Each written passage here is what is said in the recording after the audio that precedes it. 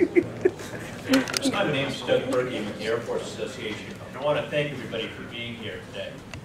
The topic of QDR and air power really do go together hand in hand. I mean, when you look at the founding of the Air Force, it really trends back to seeking a better way. And so when we look at austere budget environments and the challenges that we face today, really providing a more effective, prudent, and efficient means of securing our national security goals really directly ties in with the history and heritage of the Air Force. So on that note, I'd like to introduce General Kwast, who's going to speak to us today, offer remarks, and then we will do some Q&A. And when it comes time for that, just please wait for the microphone. With that, General Kwast.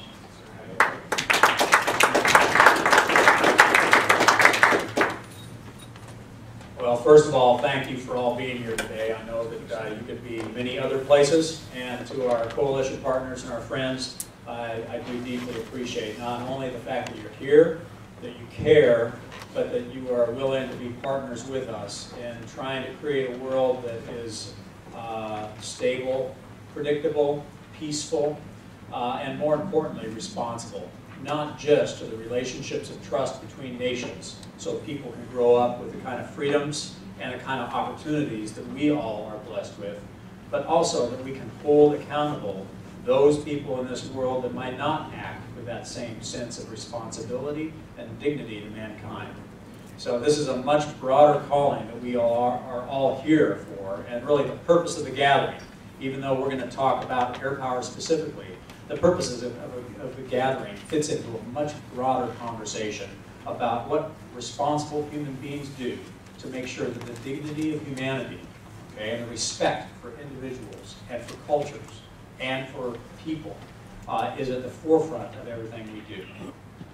So what I'd like to do today is kind of break that down to this unique moment in history that really is not so unique.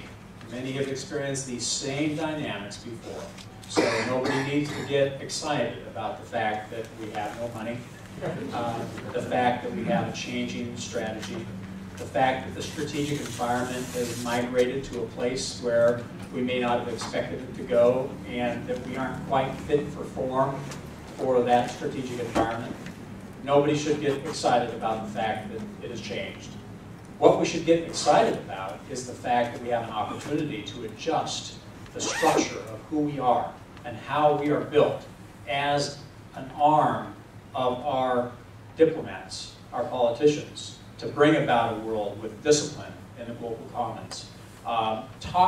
Get excited about how we can be a part of that transformational change in the way we are formed. So we provide what our true purpose is to the nation and to our partners in this world that will join us when we need to go somewhere and provide that stability, predictability, and peace that our political masters require of us. So that opportunity is what I'm going to speak to specifically. And I want to start, though, by saying hello to so many dear friends in here. I can see you all through, and General Hester, it's good to see you. General Wright, I mean, my gosh, General Cat. I would spend the whole time going through, and every one of you, how you doing, Keith? It's good to see you back there. I want to thank you for caring enough to be here, caring enough to be a voice of reason and a voice of opportunity and suggestion on how we can transform. And I'm going to get to that. At the end of my comments, I'm going to talk a little bit about the importance of your role. And to some degree, I'll be preaching to the choir. But to some degree, I'm going to be a little bit critical about the fact that we may not have yet been able to achieve our full potential as airmen because our voice is somewhat bifurcated. The voice is a bit different in different corners and pockets, and that doesn't help necessarily. It doesn't help Congress understand why we are here and what our potential is. It sometimes confuses people as to what the real reason and purpose and value proposition of the airmen is to the national conversation. But we'll start with the here and the now. You know, in my humble opinion, we are looking at a strategic environment that is going to have less resources, yet we have an aspiration to still be a global leader as the United States and as coalition partners. And so it reminds me of my job when I worked in the Joint Staff, NATO, Russia and Europe, you know. NATO struggles for this all the time, you know. They have an aspiration for doing many things in this world that are good, yet a budgetary reality that doesn't quite achieve that aspiration. And here we sit with the same dilemma, that we want to be world leaders, yet we have a shrinking budget. So for me, when I take a look at the Air Force, and I take a look at the way we have been structured since our inception, which I believe that inception was well-founded, that inception was genius, and that inception and the reason for our creation was essential to the defense of this nation.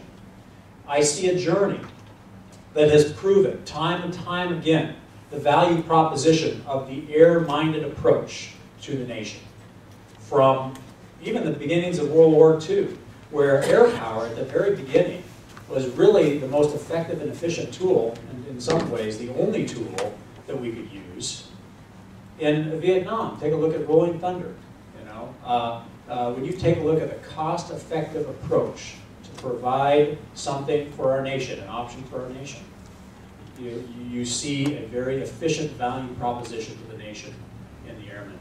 You take a look at a Desert Storm as a methodology to save treasure, blood, and resources for our nation in a limited objective campaign. You look at Libya, where the entire Libya campaign spent less money than 1 week in Iraq or Afghanistan, yet achieved national objectives in a way that preserved resources, blood, treasure, and political capital. So many, many examples of how air power is a tremendous value proposition for the nation. And telling that story and getting back to the basic structure of what we provide to the nation is a valuable conversation at this moment in time, because we are beginning on a journey to have that strategic conversation of what do we want to look like in 20 years based on the fiscal realities of our time right now.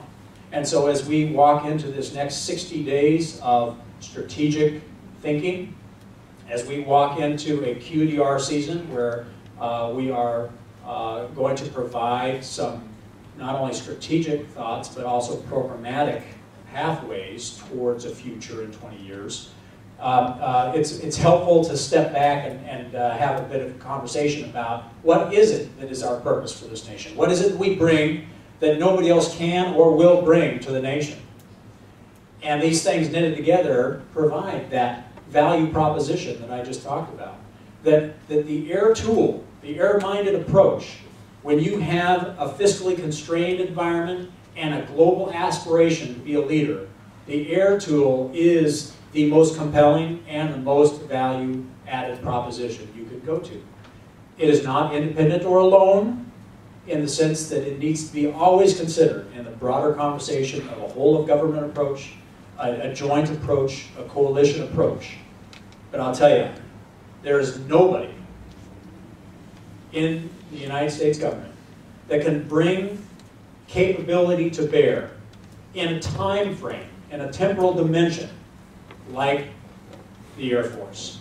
There is nobody that can provide the kind of agility and flexibility and resilience required in unexpected events that pop up out of nowhere, where the president one day needs to understand what's going on over in the East, and then tomorrow he needs to understand, or she needs to understand in the future, what is going on in the West. And that pivot has to happen overnight. Nobody can provide that kind of speed and agility.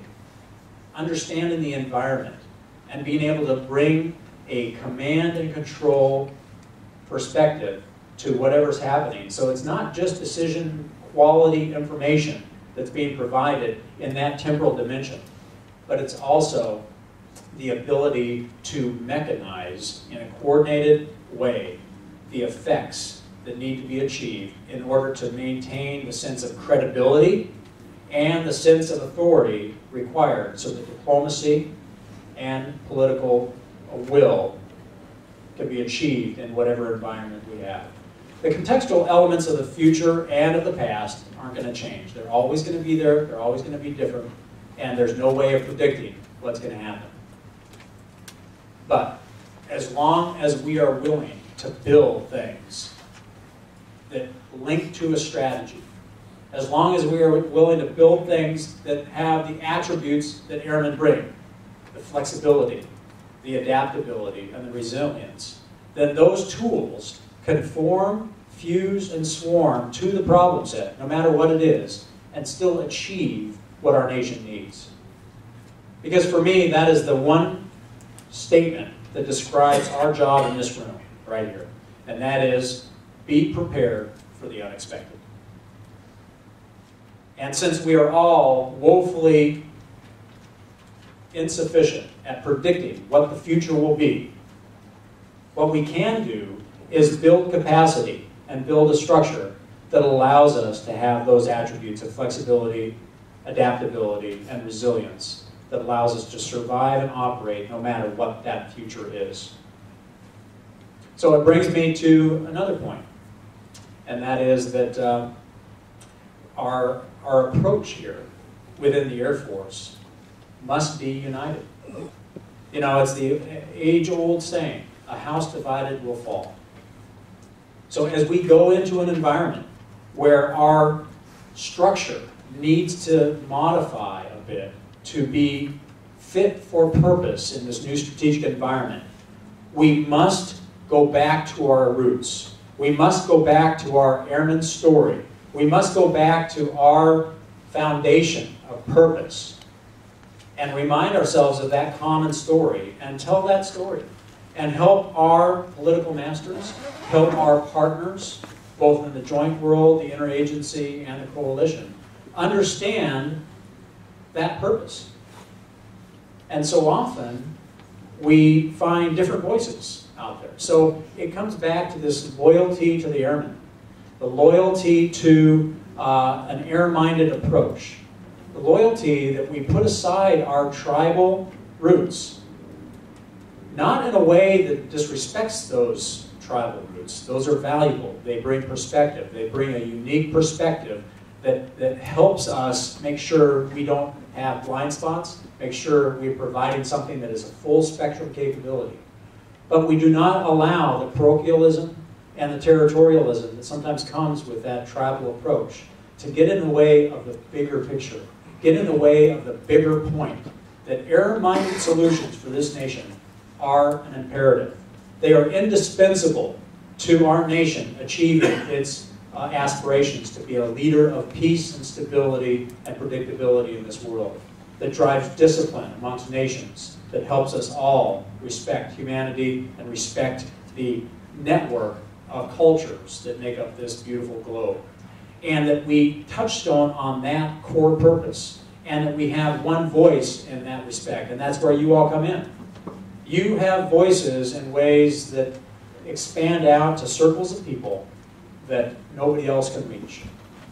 And you have a responsibility in this work, in this collaboration, to find a way to move from a structure that was really built and designed for a Cold War theology to one that is fit for purpose for a world that is much more asymmetric, much more insidious, much more diffused, where an enemy has been going to school on us for the last 70 years and has kind of figured out our centers of gravity, our weak points, our vulnerabilities, that we must adapt.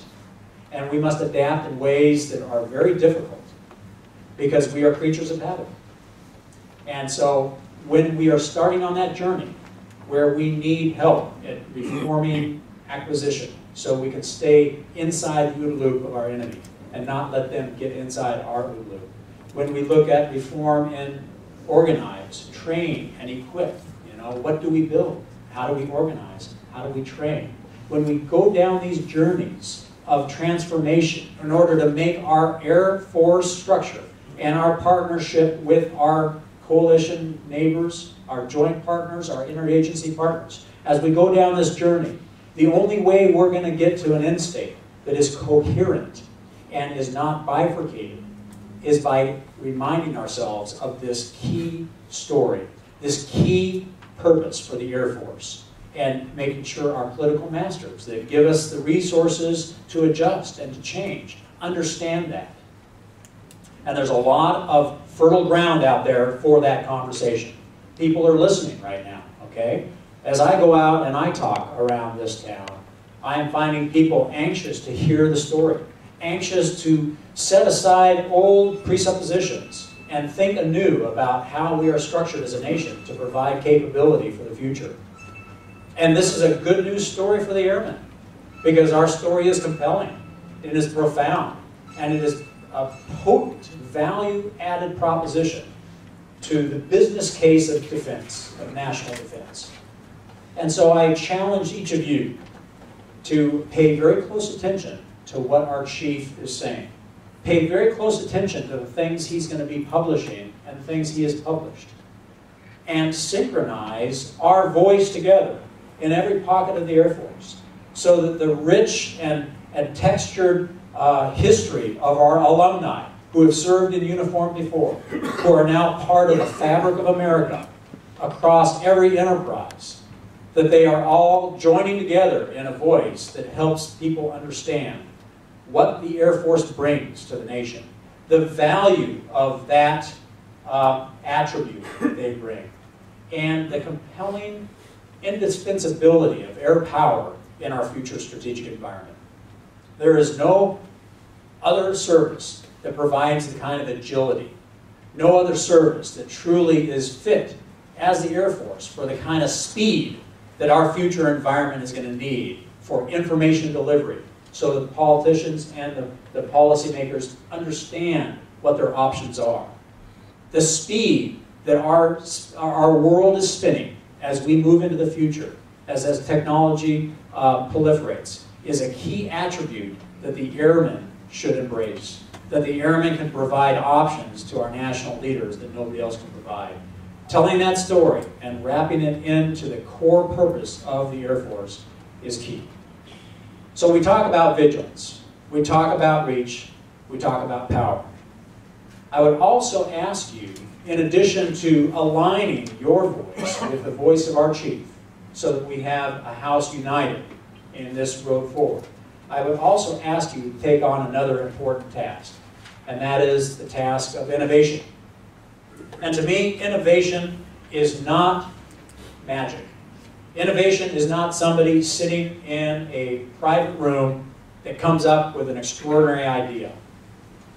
You look back at Einstein, at Darwin, at Newton. And Newton's here, isn't he? Raise your hand, sir. None of those people, as genius as they were, as innovative as they were, none of them created something out of nothing. When you peel back the analysis of how they innovated, you find that they pulled together ideas from very dispersed places and brought them together in a way that nobody else had brought them together. And that was the innovative, transformational idea. It wasn't magic. So it doesn't need to be magic for us. And I would propose to you that we have some work to do, both in industry and in the Air Force, to mechanize innovation into our processes. Because I dare say that as the level of knowledge required to be somebody special in a certain career field, the depth of knowledge required to contribute something unique to your field of study is so deep and requires such time that even the most brilliant people in the world don't have time to come up from that deep well and look across a horizon for ideas in different disciplines that they could bring together in creative ways. I think if we had Isaac Newton in this room right now, he would be even challenged to be a significant contributor in astrophysics or astrology or astronomy or any subject he chose to go into, and still be up in the horizon broad enough to be able to bring ideas like he did in his time together from many different disciplines. That Renaissance period was a unique period in time where the depth of knowledge was not that deep, so the breadth of knowledge could be very broad. And that combination created such innovative changes that were so transformational. The only way we can do that now is if we mechanize within our structures the muscle that allows that genius expert that's deep down in the well of some discipline, bringing them up periodically, bringing them together with other geniuses from other disciplines, and letting them bat around ideas and bring them together in unique ways. And that is not hard to do. But we don't do that right now. We just do not do that. And the critics will say that we do. Well, look at this. We have these innovative ideas over here. We have these people doing these things over here. But I would propose to you that those efforts are generally one person's idea that somebody's chasing down to see if it's reasonable or not. Okay? But that the origination of that idea was not conceived in a very broad perspective of ideas that go to disciplines very far away from where we're at. So who's bringing the marine biologist together with the astrophysicist, with the cultural anthropologist, to see how people are trying to solve problems from different perspectives? And so I would challenge you that our challenge here is not just to mechanize innovative structures within our organizations and get away from the model of proprietary and stovepipe solutions, because there is a creative way of doing this and still making sure those intellectual rights are protected and that people are given the resources they deserve for the ideas they bring to the table, but that also can be collaborative in nature, where industry is reaching across other industry to bring creative ideas to the problem. And that we have to work on understanding the problem more fully, coupled with institutional mechanisms to bring creative people together for creative ideas, investigating those ideas, and then getting the policymakers and the decision makers to give us the latitude and the risk to actually investigate those ideas. We do that to some degree, but in my opinion, not sufficient for the future we're going down. Because right now, we need some innovation to help us get out of the dilemmas we're in. And this is a hallmark of Airmen, and this is why I bring it up as a central point of today's talk. That this crowd right here could mechanize that innovation better than anybody. And we have a history of that in the Air Force. And I want us to embrace that more fully now. Okay? And think about it deliberately in the way you look at your organizations, and the way the Air Force is looking at our organizations, and marry these up so that the partnership between industry, think leaders, and the department, and the Air Force specifically, are coming together in ways that truly allow us broader opportunities to innovate and to find creative ways out of the dilemmas we're in. Because if we just scatter back to our old ways of doing things, where we see a problem out there, and we don't necessarily spend the time to understand the problem sufficiently, and we scurry back and we develop a solution to that problem, stovepipe, and we build it so proprietary that it's going to be awful tough for anybody else to really join in on that opportunity, that endeavor, that enterprise, that fight, that we will continue to be in a future where we see unsustainable capability, unaffordable theologies, and orthodoxies that are showing a lack of return on investment, where we spend $10 billion in 10 years to deliver something, and the enemy steals it away from us in 10 months, a good programmer, and about $10 million. And that is no way to go into a future that is as lethal as the one we're going into. So, back to point number one. You ought to get excited about the opportunity here, where we have no money, okay? And we yet still have an aspiration to be a leader for peace and for prosperity in this world. And our role is to find innovative and creative ways of bringing solutions to our political masters. And it starts by telling our story with congruency, so we are a house united, so that the appropriators of the world give us the resources to build those innovative approaches. And that through the years, we are marching on a path that brings us out of these dilemmas we're in right now, because we understood the problem sufficiently, we mechanized an innovative architecture within our organizations and institutions, and we delivered those solutions that are consistent and congruent with the core purpose of why the Air Force exists in the first place. And if we do that, we can build a future where we have an architecture out there globally that any coalition partner can tap into anytime they want and contribute whatever they can contribute and want to contribute.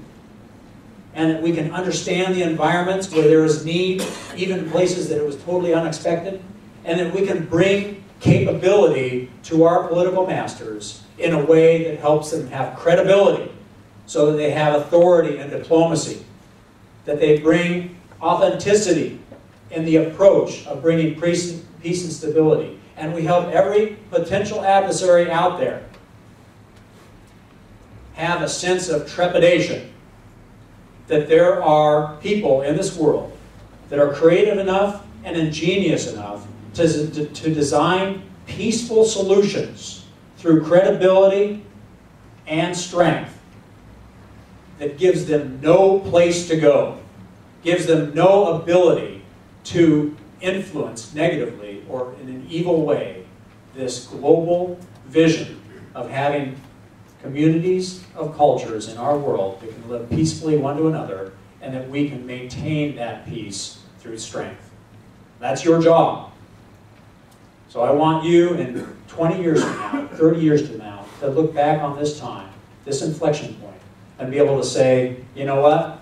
We actually came together and we actually built pathways to a future that was fit for purpose. And we did not take the easy path and scurry back to old ways of doing things that may have served us well for the last 70 years, but in my opinion are insufficient for the future we have. And it really lies in the fact, if you believe that in your heart, you can make that come true. If you don't believe that in your heart, we are at risk. So it's your choice. And I'm here to be a partner with you in that, a covenant between us, that I will be there to help you understand those problems, at least from my perspective, that I will open up that conversation to help you, help us, and help this nation. And those of you that have known me from the past know that I'll make true on that promise, that when you need something, you're going to get it. And, more importantly, we are in this for the long run. And just because I may take off the uniform or you may move to a different place, doesn't mean you aren't bleeding blue for the Air Force, bleeding blue for the nation. A voice for reason in whatever circles you run in. We must maintain that covenant that we're here to serve this nation in every pocket we can influence. And if we do that, we're going to succeed, and we're going to follow on the historical path of all our forefathers in the Air Force who have done the same thing at every juncture that is exactly the same as we're in now. Reducing budgets, an increasingly lethal strategic environment, finding innovative ways to bring solutions to our nation. That's where we're at. So what's going to be your role in that? What are you going to do to be the person they look back on and say, there was a seed of innovation. There was a seed of genius at how we modify ourselves. That's where we need to go. Okay, now the most important part of the morning, the questions. Okay? Because this really lets us get down into what you want to hear and some of those tough questions that really make a difference. Yeah? I'm going to bring you the mic. You got it? Okay, thanks. I'm Mike Edwards. Good to see you again. You too. I appreciate your words, and I would offer, or can ask you a question here. We're in an era of enterprise problems, the term I use. And your innovation and mechanizing that process will bring enterprise solutions. But I think an impediment still is the way you're organized, as you talked about, or question how we're moving forward to the future. How or will the Air Force change their processes and organizations so they can evaluate these innovative solutions, these enterprise solutions that cut across multiple stovepipes, that brings value to different functional areas of combat? As an example, multifunction aperture, that's a radar, a comms, an EW. It brings value to all three of those. But the process today is you have to do those within that stovepipe. Excellent question, and I will take you back to some of the words our chief has been saying over the last number of months, and that are becoming codified in the documents that are going to be published and are published.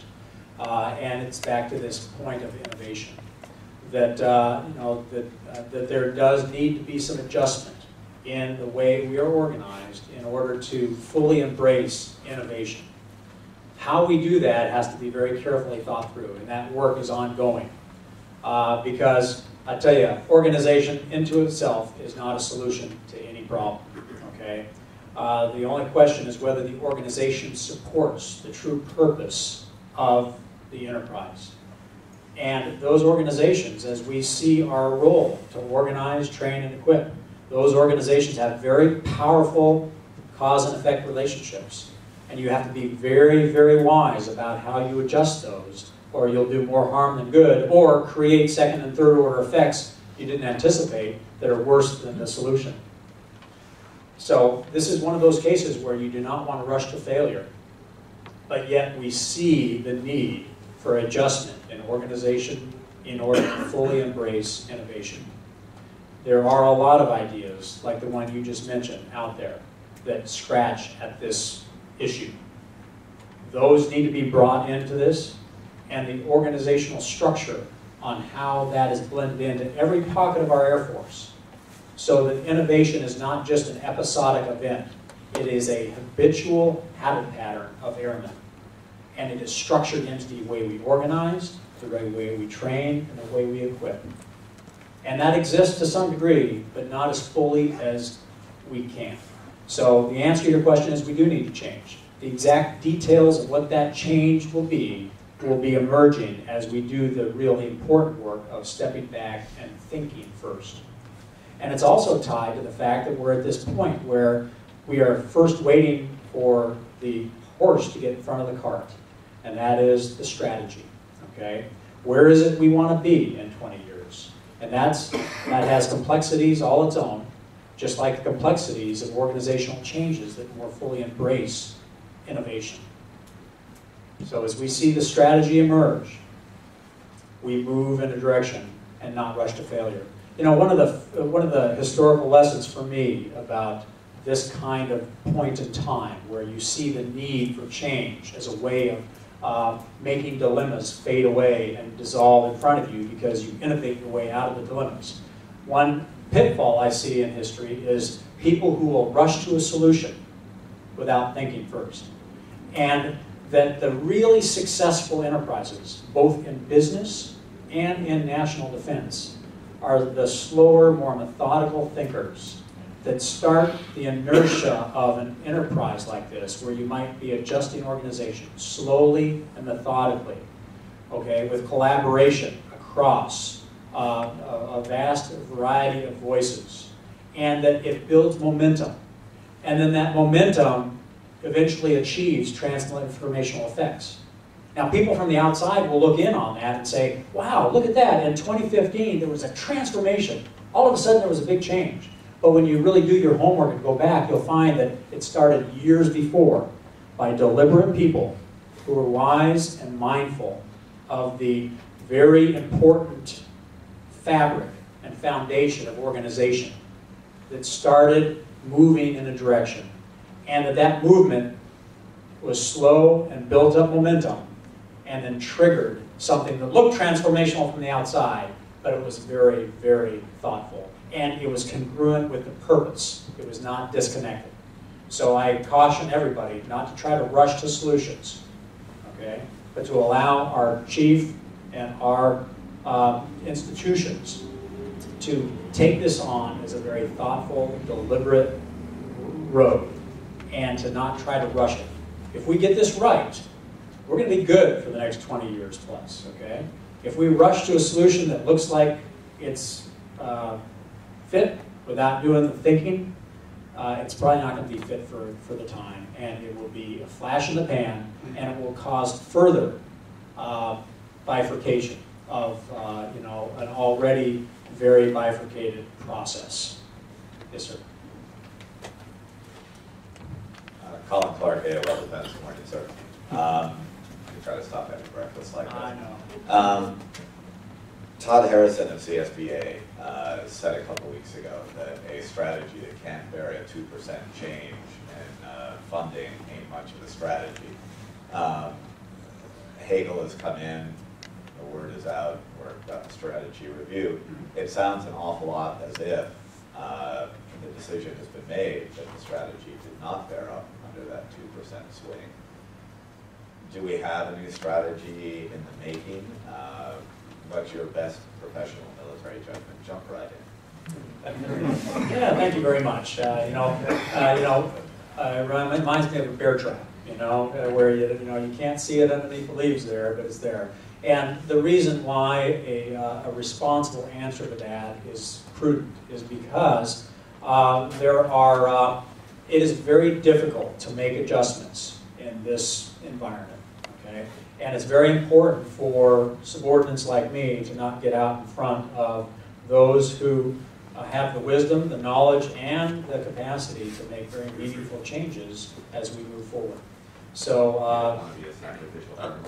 well, it's more than that. It's the humility that I have a role to play. My role to play is to stay in my lane and to do my job. Part of that job is to visit with you so that you understand, at least the contextual environment of what we're trying to do here. Understand things that you can do to help us, and so so that is sufficient. But to speak of something that yet has been unveiled, would be premature, and I don't know. They will let us know in time. I do know, though, that the brightest minds in our nation are thinking on this right now and trying to structure something that is capable of delivering the capabilities we need in the future, mindful of all the contextual elements around the politics of our nation, how it's built, how it's structured, and the fact that we all serve a higher calling, and that is the American people. The American people deserve a defense that is sufficient to the need, and that's our challenge, to make sure we deliver on that promise. And that's about all I can say on that. So thank you, though, for the try. Brendan McGarry, military.com. I might take another swing at that. Yeah. The last year, obviously, the administration rolled out the strategy. It did not assume sequester would take effect. There was an assumption that it would only be that first tranche of cuts. Can you speak just broadly to how, given the fact that Capitol Hill has in fact let the sequester go, and there's assumption that there may be another tranche of similar size cuts. Can you speak broadly to what that will mean for you as you put together QDR? And the follow-up question is, can you provide a couple examples of technologies and/or weapon systems that you do see as critical going forward, cuts or no? Yeah, thank you for both of those questions. But I'm going to take that back to one of the comments I made early on here, that this is nothing new in time. I mean, you take a look back in the early 90s, after Desert Storm. The Air Force drew down $20 billion a year for 4 years, okay? And even though we came out of it smaller, I think we were more capable. And so it comes back to those creative approaches on how you take the resources you're given and design something that is sufficient for the American people. And so the same dynamics are going to play out here. We will see what our nation gives us with regard to resources. And then we will go after the work of first thinking about what should we look like in 20 years? What is our strategy here? And then providing creative approaches to achieving that end state. So to say that one thing is more important than another thing is really, again, irresponsible, and it would anchor us into methodologies that may not be the creative way of solving this problem. What I will say, though, is that they will be capabilities that preserve those attributes that I think are most key and compelling for the Air Force. That we must maintain the nuclear deterrence, for our nation. We must build capability for the joint fight that has the agility, flexibility, and resilience that the Air Force brings in unique ways to go do things in this globe in a temporal dimension that nobody else can or will do. And for a price tag that's tremendous value for the nation. And those attributes will be essential in this. How we mechanize that programmatically, remains to be seen, because we need to get that horse out in front of the cart first. And that means describing the strategy. What is it we want to look like in 20 years? Just examples of a few of those capabilities. I mean, just kind of 20,000 foot broad, priorities you see as supplying the joint plate. Well, those priorities are in our vigilance. We need things that can be able to see and hear and understand the environment anywhere in the globe that brings decision quality information, understanding for our political masters, so they understand how to use all the tools of national power in concert with one another to bring stability, peace, and predictability to the globe. So that vigilance, the power, where you have the credibility that if any evildoer out there wants to act, they know that we can reach out and we can touch them in many variety of ways, and there's nothing they can do about it. That credibility is the foundation of diplomacy. The reach, where we can deliver whatever is needed, whether it's humanitarian, whether it's that power, whatever it is, we can deliver it anywhere in the globe in a time dimension that nobody else can. Those are the attributes. And so you can list things that do that right now.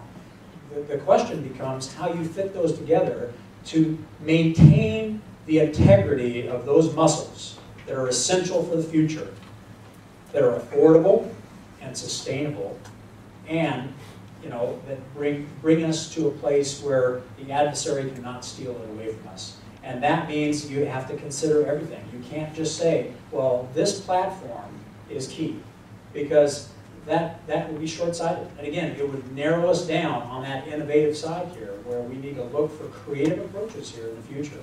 So I appreciate the question. I appreciate the desire you have to want me to say this program or that program. But again, it wouldn't help. It would actually hurt. And so I just have to be responsible in that I'm not going to hurt our potential here. I'm going to help our potential by not anchoring us on something that might not be helpful as our leaders, my bosses, provide the wisdom of how we take this journey. Okay, here, and there, and there. Amy McCullough with Air Force Magazine. Secretary Donnelly and General Welch have said repeatedly that the Air Force is going to get smaller. That's just inevitable. How will the QDR address that the proper active duty arc force balance as it draws down its history? That's an excellent point, and these problems are connected. Your question over here was a good one as far as how integral all these problems are mingled together. And this is part of understanding the problem, okay? And the problem is very, very complex. And the active and arc mix is part of the solution of this broader problem of how we organize, train, and equip for the future in a way that's affordable and sustainable. And so we have the task force that is working on that very problem. We have the commission that will be working on that. And that QDR will be lashing all of these efforts together so that as we solve these problems, we are mindful of how these problems overlap. And the benefit and the potential that comes with understanding where they overlap in the common ground.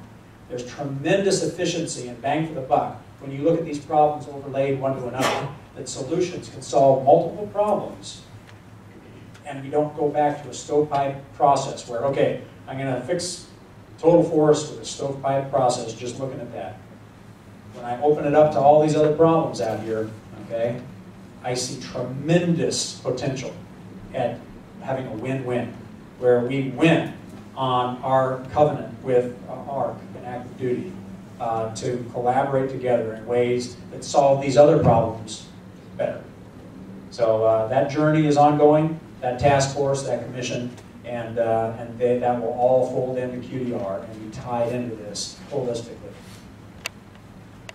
Okay, yes ma'am. Thank you, General. Sandra Arlington with National Defense Magazine. I wanted to go back to the strategy issue.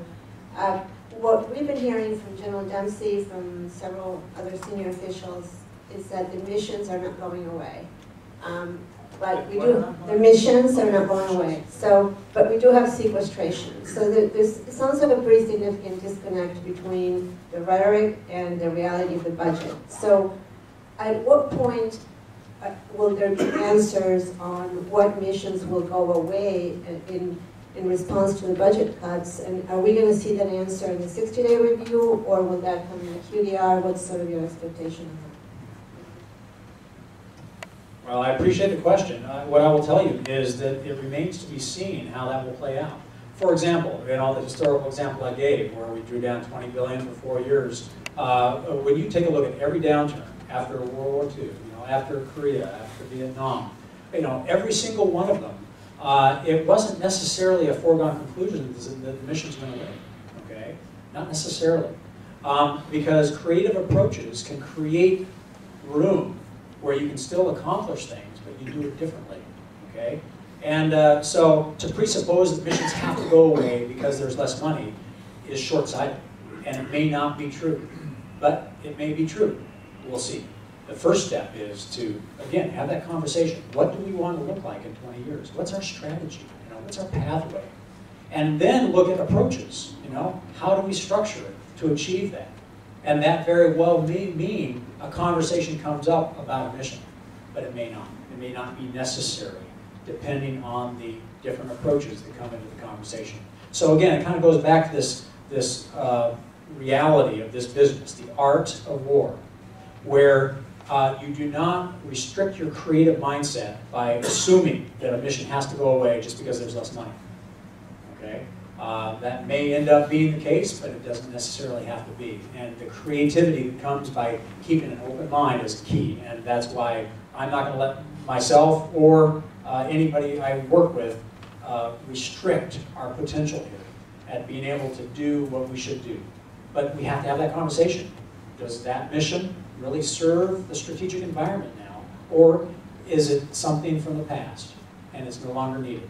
Those fundamental questions have to be asked, and then we'll see whether missions go away. But it is not a direct, less money, therefore less missions, so what are you going to tell us?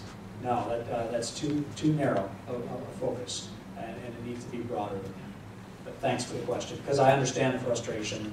It is frustrating. Good morning, General, and thank you for your energy this morning. I appreciate you talking to us. Over there mentioned something, and I'm going to try and piggyback on it a little bit. Let me ask you the question, then I'll frame it. Can you speak to the answer the question, and then I'll frame it. Well played. Can you speak a little bit to the algorithm of personnel? Let me frame that now. 1% of the country serves in uniform. 8% of that 1% is enlisted. One of the things that has separated our United States Air Force from the rest of the world is the capabilities and responsibilities placed upon the enlisted corps. So when we talk about innovation, the other side of that coin is the implementation. So how do we, in these austere times, recruit and retain that talent that we need to implement the innovations? That's a great question. And this is an example of where these problems are all interconnected. Okay, because I would propose to you that if we are a house united, where we speak with passion and conviction about our purpose for this nation, the reason for our creation, and the compelling attribute that we bring to this nation that nobody else can or will bring, it attracts innovative, creative, smart people that see it, they resonate with it, and they join. And we have not seen a fall off of that recruitment. You take a look at our young airmen, and they are the brightest and the best in the world. They are innovative and creative beyond belief. And they are sufficient for the work at hand. But I do agree with you that part of our work here is to be open-minded about the complexion of how that workforce is formed and shaped as we organize, train, and equip, to look for new opportunities of how airmen accomplish these grand missions. And that there's opportunity there. There is opportunity where our young airmen are so bright, they are so creative, They may play roles in the future that they didn't play in the past. And it may open up opportunity that we have not yet tapped into. So as I look at the quality of our airmen coming in and the sufficiency of airmen coming in, I do not see a problem with that. Where we can help is by forming that into the attributes and the characteristics that are needed as we build that strategy and build that future. And it means being open-minded about the roles they play, the way they flow through the system. You know, it is a very complicated rubrics, and some of you in here have lived that in your days. And you know, a very wise leader once told me, in fact, he's sitting in this room, you know, if you do the human resource part of this enterprise right, you'll spend about 60% of your time thinking about the people and what they do and who they are. Because if you get that right, everything else goes well. It blends over a multitude of sins. If you don't pay attention to the people, who they are and what they do and why they do it, you will be solving all kinds of problems that could be created down in the future. So the people part of this is, in my opinion, the most important part. And it has to be folded into all of these conversations because they're interconnected. And there's opportunity with an open mind on how we use our people and how we take advantage of their brilliance. There's opportunity that can solve some of the other dilemmas that we see in other corners of the Air Force. So thanks for the question, and it is very important, very powerful, and requires senior leadership thought for the deliberate development of our airmen so that we are achieving the full potential of the brilliance that's walking in the door every single day. How are we doing on time? One more question. Yes, sir, in the back, Keith. Keith Tracer. You mentioned transforming the way we do things inside the Air Force. How closely are you working via the Air-Sea Battle and the QDR with the United States Navy? Excellent question. And you know, Air-Sea Battle is an integral part of this attempt to move away from stovepipe solutions to stovepipe problems. Okay? So the way I characterize Air-Sea Battle is really trying to achieve the full potential of cross-domain integration. But we've got a long way to go with that yet, you know, because you know, we are still at the stage where we are not baking into the foundation of our joint construct cross-domain integrated solutions. We still have solutions that get fielded, you know, in a relatively stovepipe way, and then they get kind of glued together on the battle space. The sooner we can, and we're moving in this direction, but the sooner we can get to a place where the joint world looks at the battle space as a continuum, undersea, sea, land, air, space, cyber, and build things that have the open architecture and the ability for cross-domain integration, visibility, understanding, communication, the faster we'll move to a place where no potential adversary out there can come close. The sooner we get to a place the enemy cannot go. And we all see that vision, but getting there is hard, and it takes a long time because our structures have been built and have served us well for the last 70 years. And it's hard to break old habit patterns, you know. I know that, you know, this is a famous quote, you know, if you have a room and there's nobody under the age of 30, there's going to be no creativity in the room, okay? And it's a statement that just reminds us that we are victims of our experience. And that the longer we have lived with something that has worked for us, the more that doctrine becomes dogma. And oftentimes, the more that dogma restricts us from going places we need to go. So Air-Sea Battle is a journey towards an end state where we more fully embrace this concept where we are integrating our solutions to this continuum of the battle space in a way that allows us to have the agility, flexibility, and resilience we need in a strategic environment that is no longer necessarily an adversary that's going to come force on force every time, that is more insidious and hides in that continuum more fully. Being able to get after that and control that environment when we need to is going to require the same kind of activity that Air Sea Battle is getting after. So we are tied into them. We are a part of that. We encourage it. I agree fully with the theology of what Air Sea Battle is trying to do. And the only question is how quickly we can fully embrace its full promise. But it takes time, because industry has to be a part of that. Our structures have to be a part of that. And again, those problems are all interconnected. You know, the people part is a part of it.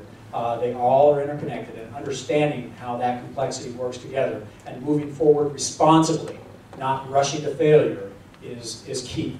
Because in this business, as you know, sir, you know, you can never let go of the branch you're holding onto until you're sure the branch you're going to grab onto is sufficient to support your purpose. Because, you know, in addition to being held accountable to be prepared for the unexpected, the other job subtitle is you cannot fail. And we won't. So thanks for the question. A follow-up. Yeah. Sir, is that a call for joint acquisition or joint acquisition standards or something like that? Well, it is a call for this delicate balance between the need to maintain your core identity, because that is essential in human behavior. That your core identity brings you a perspective you need. So to say, well, we need joint acquisition is just taking a solution and slapping it on without being mindful of human nature and the power that comes from different perspectives. So we need to preserve those independent views of the world so we bring approaches that are powerful enough to achieve our end states. But we need to learn how to knit those views together in a way that brings us the sufficiency on the battle space where we can see together, we can work together, we can understand the environment together, and we are not blind to our partners in that battle space. So it comes down to this continuum includes coalition, joint, interagency. We need to be able to see each other operate, understand the situational awareness that comes from each other without losing our identity.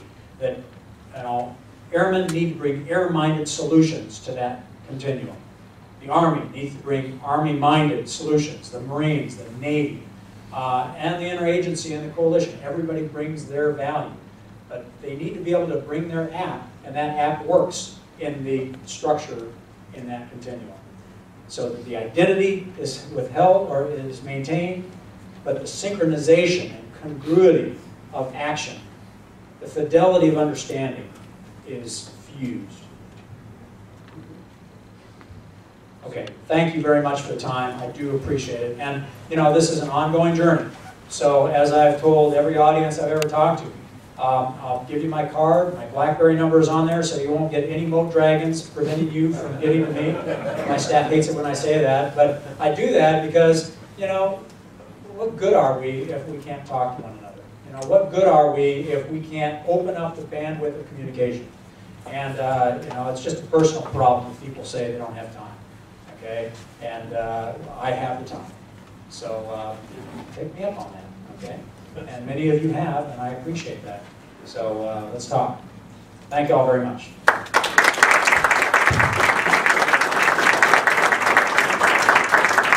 Just a reminder, next week, March 27th, we have Major General Robert King going to speak about programming, planning, and acquisition. So we hope to see you all back then. Sir, thank you very much. Okay, have a good afternoon.